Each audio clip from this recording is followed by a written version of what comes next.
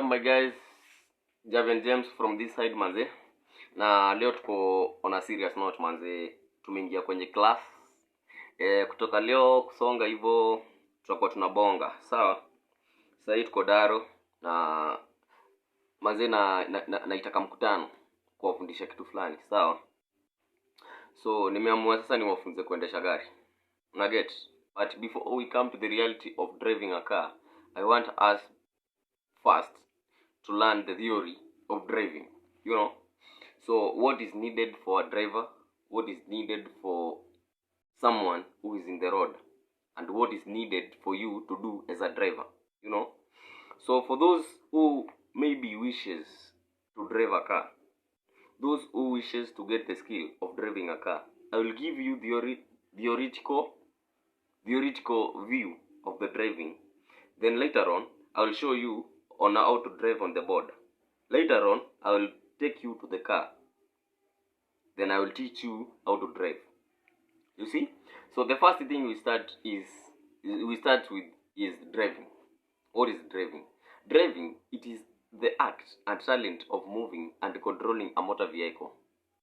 The act and talent of moving and controlling a motor vehicle. There are many people who have different talents. You get?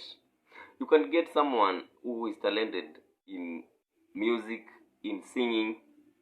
There's another person who is talented in, for example, cooking. There are other guys who are talented in driving. And that's what we call driving, the act of moving all talents. The act and talent of moving and controlling a motor vehicle from point to point. You get? So, let me tell you, what is this motor vehicle? You get? So a motor vehicle is a moving machine.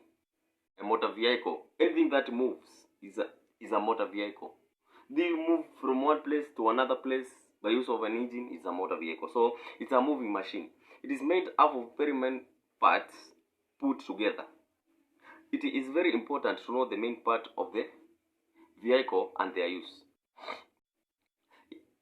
Something that moves from point to point is a motor vehicle, and it is made up of very many parts grouped together in order to make the vehicle to move.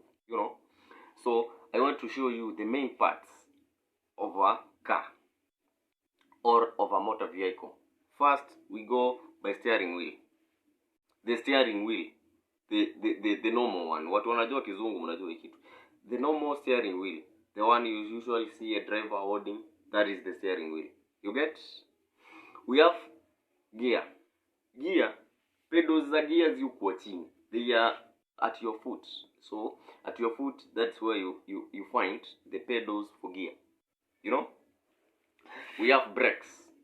Brakes, nduthi uko na brakes kwa mikono. A motorbike has its brakes in the hands. You get? A bicycle has the brakes in the hands, but a car has the brakes in the foot. So the pedal for brake is you use the right foot to step on the pedals for the brake in order for the car to brake. Why do we have a brake in a car? So the brakes in a car, they allow you to move faster. Unaona gari venye kuanga imekimbia ni venye iko na brake. So the reason why we have brakes in a car is to enable it to move faster. So imagine you had no brake in your car and you start driving your car. You run, you are running your car. Your car is on a high speed, but it cannot stop. You get? So it will mean time to time you'll be moving slowly from point to point, just going slowly, But brakes, they will allow you to run from place to place in a high speed because, when it comes to a point whereby you want to negotiate a corner, you can step your foot on the brake pedal, and then you reduce the speed of your car. You get? Okay, let's get to clutch. The clutch is on the left side of the left side. Your foot on the left side. That's where the pedal for the clutch is. So you use your left foot to step on the clutch. You get? We have accelerator. Accelerator is the one which makes the vehicle to accelerate. Why do I say that? Because the accelerator is the one which makes the vehicle to increase the speed. Once you step your foot on the accelerator, you make the fuel to increase. That's where the burning of the fuel goes faster, and that's why your car runs. You get? And then we have the mirror. The mirror, these are the side mirrors. They are the ones which are like this. So when driver is reversing the car, you see you are looking at the side mirror. You get? So that is the side mirror. So I've told you about 1, 2, 3, 4, 5, 6 things. That's the steering.